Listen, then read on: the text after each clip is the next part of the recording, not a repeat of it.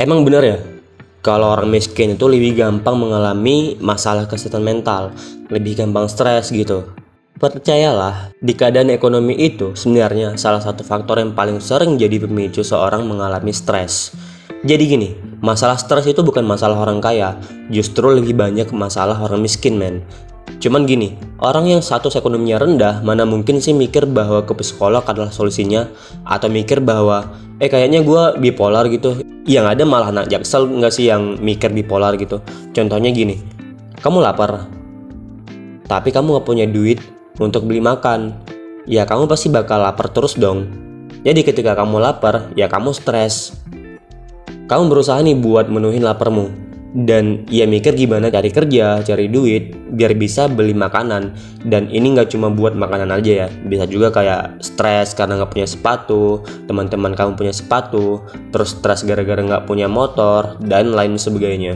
Tapi gini, kalau kamu nggak dapat kerja, mungkin bahkan kamu nggak tahu juga mau kerja apa, passion juga nggak tahu, kelemahan kelebihan diri sendiri nggak tahu, nggak punya skill gitu. Pada akhirnya kamu bakal ngerasa stres kan sama hal itu.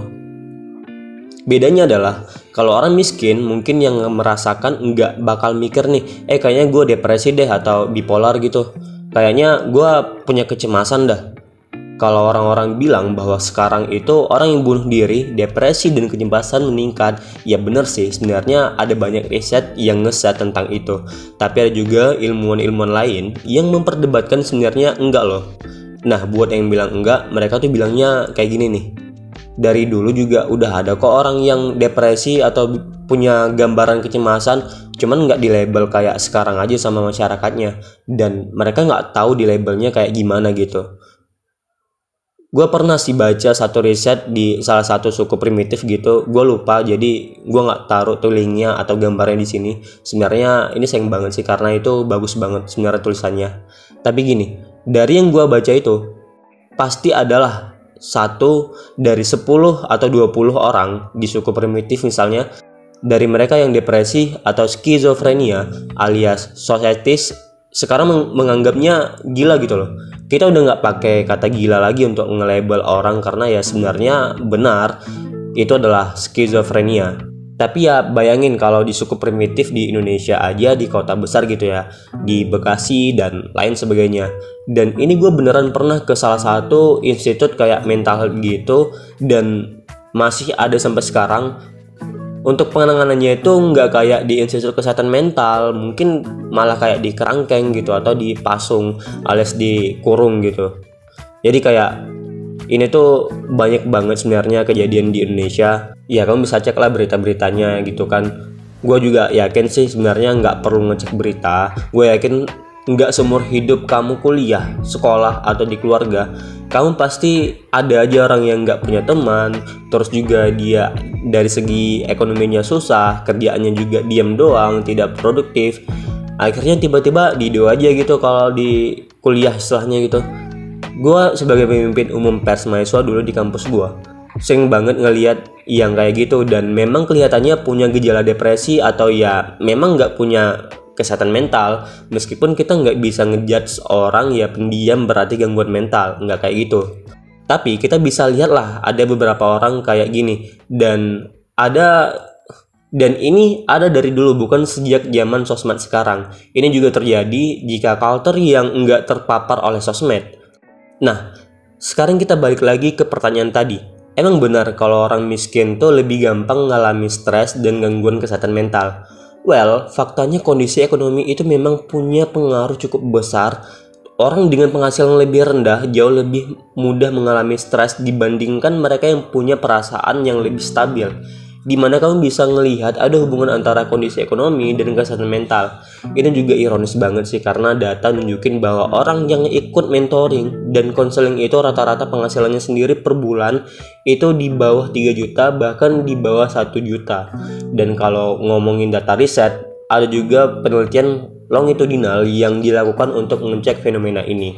Buat kalian yang nggak tahu penelitian longitudinal, ini tuh biasanya dilakukan bertahun-tahun. Dan dalam konteks ini, penelitian ini dilakukan sekitar 7 tahunan, alias sama kayak kamu baru mau lulus SD. Dari hasil penelitian itu diambil kesimpulan bahwa ternyata orang yang punya gaji rendah itu jauh lebih rentan buat mengalami gangguan mental dan resiko bunuh diri dan penurunan pendapatan. Kayak misalnya di masa pandemi, orang di PHK dan sebagainya. Itu juga dipengaruhi dengan adanya risiko gangguan mental yang ikut meningkat juga. Kok bisa? Well, pertama orang dengan rangkaian rendah itu berurusan dengan kecemasan dan ketakutan di kehidupan sehari-harinya. Takut yang gak aman kerjaannya, takut dipecat, takut dimarahi bos, takut juga malu sama keluarga, dan sebagainya. Jadi banyak banget sebenarnya isunya. Ya kamu pasti bisa ngebayangin deh gimana capeknya harus hidup dengan merasa ketakutan, rasa kecemasan setiap hari, besok mau makan apa dan sebagainya. Bingung jelas, capek udah pasti, stres nggak usah ditanya lagi. Alasan lainnya adalah karena penghasilan yang nggak cukup, akhirnya jadi kesulitan buat basic living standards gitu, atau istilah sulitnya buat memenuhi kebutuhan dasar. Kamu coba bayangin, hal-hal basic yang menjadi kebutuhan kamu aja nggak bisa terpenuhi. Gimana yang lain? Gimana beli kuota? Gimana kamu ngopi? Orang Aceh nggak ngopi aja bisa stres. Orang Aceh lembur sedikit dibilang toxic boss, toxic workplace, kurang work balance, dan sebagainya. Apalagi orang nggak kerja. Makanya ada istilah, lebih baik stres kerja daripada stres nyari kerja ya kan? Itu banyak banget meme-nya. Jadi, seringkali orang-orang yang sosial ekonominya rendah itu susah buat dapat pendidikan, hidup kurang layak, terus juga pelayanan kesehatannya juga mungkin kurang baik, dan lain sebagainya. Itu jadi tantangan tersendiri sih. Bayangin, kalau kamu mungkin nggak pernah ngerasain kayak gitu, ya itu coba bayangin. Dan terakhir, orang dengan penghasilan rendah itu ada preset tersendiri sebenarnya untuk bisa memenuhi kebutuhan anak-anak mereka yang ada. Jadi menimbulkan suatu konflik yang namanya konflik keluarga. Ini dia sebenarnya.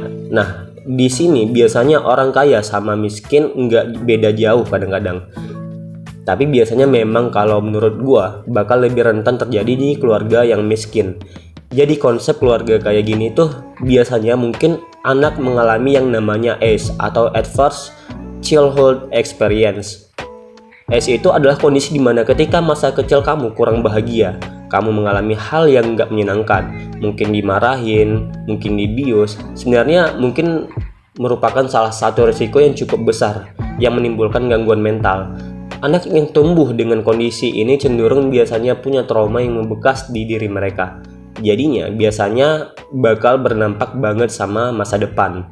Nggak heran anak-anak mengalami ACE biasanya mungkin kurang pede, insecure, takut buat ketemu orang, takut belajar hal baru, dan macam-macam. Nah sekarang pertanyaannya adalah, terus gue mesti nyari duit apa self healing? Harus yang mana dulu nih? Jawabannya adalah dua-duanya sih. Sama kayak pertanyaan, yang duluan tuh telur dulu apa ayam dulu? Pertanyaannya nggak penting sih menurut gue, karena gini, mau telur dulu, mau ayam dulu, sama-sama stressful. Contohnya gini, kalau kamu punya duit, nggak berarti kamu nggak akan melakukan hal-hal yang stupid juga kan, karena mental kamu berantakan. Kayak misalnya kamu bisa aja sekarang punya kerjaan, punya duit, tapi karena kamu punya masalah kesehatan mental, kamu akhirnya ke narkoba, kamu banyak mabuk, dan lain sebagainya. Kalau mental kamu berantakan, terus susah juga buat nyari duit, kayak mau jadi produktif, di tempat kerja juga susah. Jadi mesti yang mana? Well, dua-duanya, dan gue yakin ini adalah hal yang sulit. Apalagi buat orang yang gak punya privilege untuk ngejar hal tersebut. Misalnya anggap aja kamu memang dari dulu tuh ada middle atau lower class. Kamu juga mengalami ACE, terus kamu juga nggak tahu passion kamu apa dan lain sebagainya. Skill kamu apa? Ini memang lebih susah, tapi percaya sama gue sebenarnya kalau misalnya dua miss itu bisa kamu penuhi, hidup kamu bakal lebih baik. Jelas sih, gue tuh kadang kesel, kadang juga ketawa gitu lihat orang yang bilang gue tuh nggak butuh masalah mental health dan gue butuhnya itu duit. Lah sekarang kamu nggak punya duit, kamu punya masalah mental health dan bisa jadi duit kamu hilang karena masalah itu. Gue pernah baca satu website, setidaknya ada 2 skill penting yang perlu semua orang pelajari dan semua orang punya. Pertama, basic cash flow. Kamu harus ada pemasukan, lebih gede lebih bagus. Tentu 10 juta lebih bagus daripada 3 juta. 3 juta lebih bagus daripada 500 ribu. Nah itu skill yang pertama yang perlu kamu punya, personal finansial dan sebagainya. Kedua, basic mental health. Kalaupun kamu nggak punya passion, kalaupun nggak punya hal-hal privilege, kamu nggak punya relationship dan lain sebagainya, kamu jomblo, at least mental kamu nggak stres. Itu yang paling dasar sebenarnya. Sekarang gini aja sih, kalau kamu ngerasa butuh bantuan, sebenarnya yang bisa kamu lakukan adalah bisa start manajemen, dan kamu juga bisa nyari bantuan kayak ke psikolog. Tapi gini, bukan berarti kalau ketika kamu nggak punya duit, kamu nggak harus ke penyedia layanan psikolog. Bisa jadi kamu perlu. Dan ini juga berlaku sebaliknya. Bisa jadi kamu yang sekarang ngerasa punya masalah belum tentu harus ke psikolog. Jadi kamu bisa ngatasi masalah kamu sendiri. Kalau misalnya ditanya kapan gua harus ke psikolog atau enggak, kamu punya duit atau enggak, dan lain sebagainya, saran gua adalah kamu tetap belajar. Ya sebenarnya mungkin di YouTube lah yang gratis. Gua nggak nyuruh untuk beli produk atau beli jasa gitu, dan semua orang juga pasti punya prioritas masing-masing. Ada yang mungkin prioritasnya adalah makan, ada yang prioritasnya adalah hal lain. Tapi jangan sampai kamu jadi suatu ekstrim gitu, yang misalnya oh gue harus self healing dulu baru bisa nyari duit. Nggak juga, karena juga harus dilakukan keduanya. Atau kamu misalnya ekstrim yang kayak oh gue nyari duit nggak butuh mental health. Percayalah, menurut gua mindset kayak gitu yang ekstrem gini biasanya nanti yang bakal nyesel juga sih pada akhirnya. Banyak kok yang orang kaya punya kecemasan, dan banyak juga orang gangguan yang nggak kaya juga. Jadi keduanya memang harus diatasi. Oke guys, ya mungkin cukup sekian video gua kali ini. Gua tuh juga masih belajar ya, bukan sok mau ngajarin. Semoga kedepannya seterusnya gue bisa ngebahas dan ngebuat konten-konten menarik lainnya. So jangan lupa subscribe, like, comment, and share. Sampai jumpa di video-video selanjutnya.